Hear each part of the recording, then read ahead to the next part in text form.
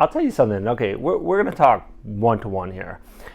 The big companies that, okay, there's no question that we're dealing with inflation. We're talking about high prices. We're dealing with so much stuff right now. And it's a totally different economy, whatever you want to call it, than it's been before.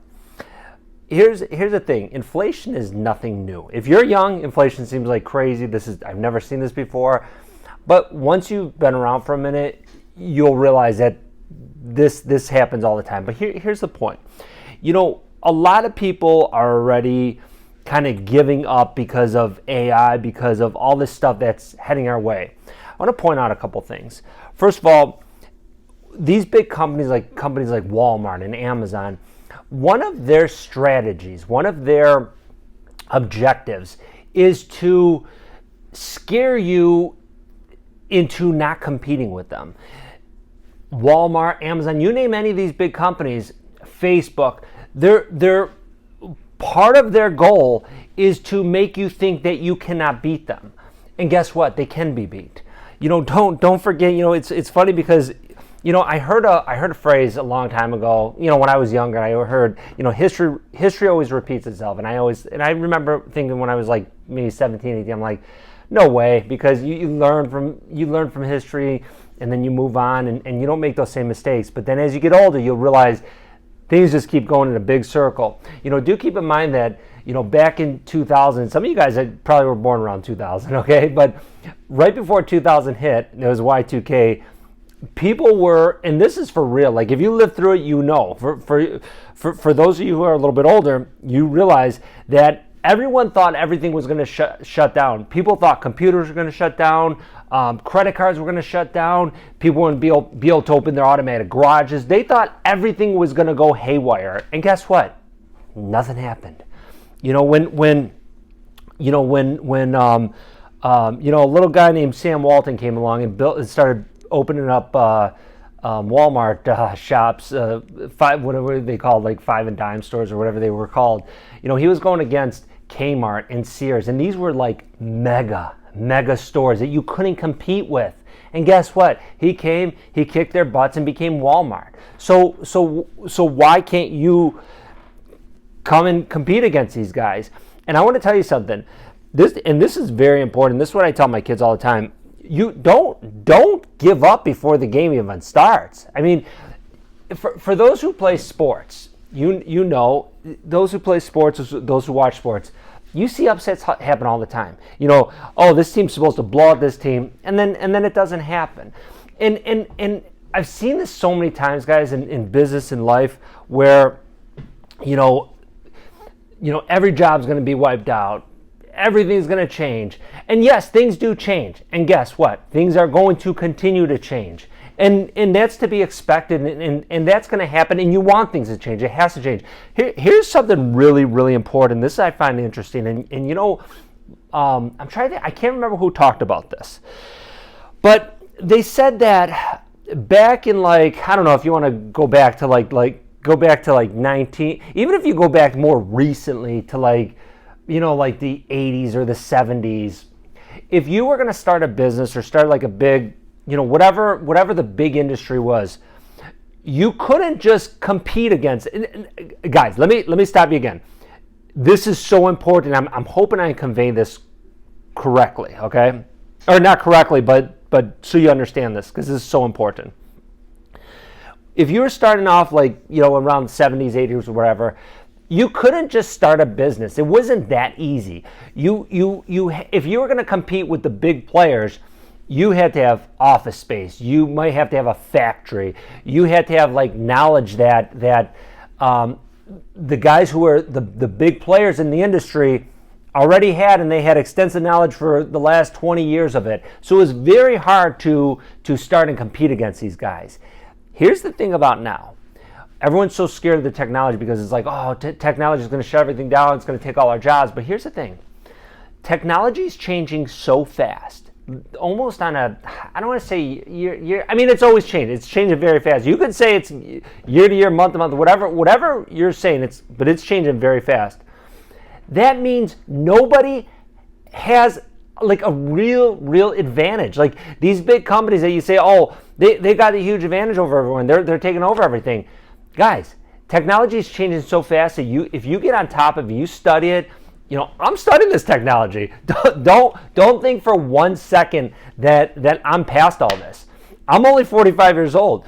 Yes, I grew up slightly in a different generation, but I could tell you stories in my generation, like as I was even 20 years ago when I was coming up, of things that went on that's very similar to now. But I'm not going to bore you with that, and that'd be for a different conversation, anyways.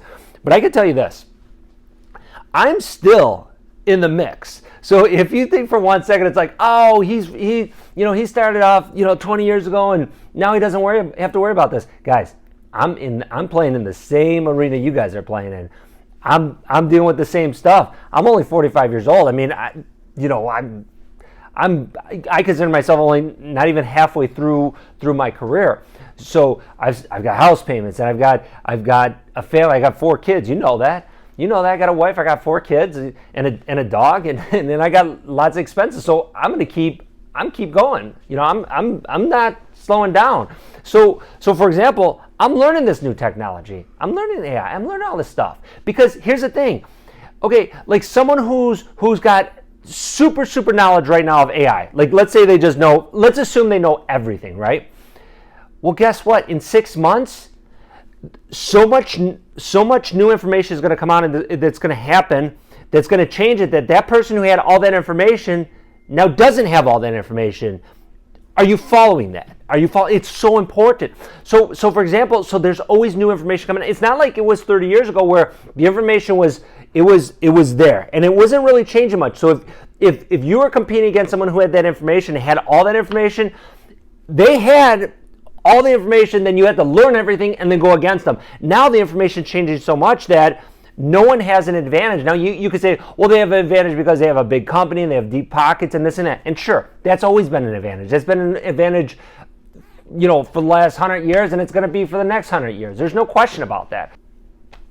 But just because somebody has the cash and you don't, and you're just starting off, that doesn't mean anything. Get in the game and learn the stuff and compete. Don't just sit back and let them win. Don't just sit back and say, oh, AI is going to win, let them win. No, to hell with that. Figure out, learn it. I'm not even going to say, oh, build it up, do this. Because guess what? I don't know. And guess what? A lot of us don't know. But here's the thing. It's going to continue. Now, are there going to be jobs that are going to be wiped out? Absolutely 100% yes. Does that always happen? 100% yes. Here's 2, we'll wrap up on these 2 quick examples. Because my iPad's cutting out, and then I got to start the video. So when you see that cut, it's because my the video ran out. I had to restart it. Okay, here's 2 quick examples. Now everyone knows the example of the whole Henry Ford thing with the automobiles. Everyone knows that, right? That it wiped out the horse and carriage industry, and everyone was like, "Oh my God!" Then if you study history and you study those times, that was like a big crisis that people were up in arms about, and a lot of people didn't want cars to come along because it was wiping out an industry. Now, it birthed an industry that's for the last over 100 years now that has created a bigger industry. And think about how many jobs the auto industry, especially here in Michigan. I mean, historically in Michigan, it's automotive has that's lame. I was gonna say it's driven the economy, but I didn't even mean to say that's a stupid fun. So we're just gonna wipe that one. Let's erase that one. But no, it's had such a huge effect on the economy, and pretty much everybody. If you're not employed in the automotive, which I've never been, but everybody who knows somebody, like my brother-in-law is in the automotive industry. My uncle was. Friends' parents are. Everybody is. And if you're not, many people who are. So that created a bigger industry that created more jobs, right? And then back in the day, it created high-paying jobs, like really good jobs. Now the jobs are not as good, but that's for other reasons. Now the other thing I was going to say is, oh my goodness, I slipped my mind. What was the other thing? The other thing is back, let's say like in the 80s, door-to-door sales was a big thing, and that was culturally. It's funny because now you're going, oh my God, really? But it was a really big thing. I was never involved in door-to-door sales, but it was even it was even well into the 90s, and it was even happening in the early 2000s. I remember, people I worked with early on that came from jobs that were from door-to-door sales. And it was a different culture because people would knock on people's door and people would let them in, and you'd sit at someone's kitchen table and have a conversation. You'd make a sale, or and if not, then you go along your merry way. Now it's funny because it's cultures change, and for whatever reason. But now people, someone knocks on the door, you have a ring cam. People don't want to answer the door. If you do, you're doing the you're talking through a speaker, and it's different. But that's my point. Things change. Things have to change. That's okay. That's normal. But we'll wrap it at that.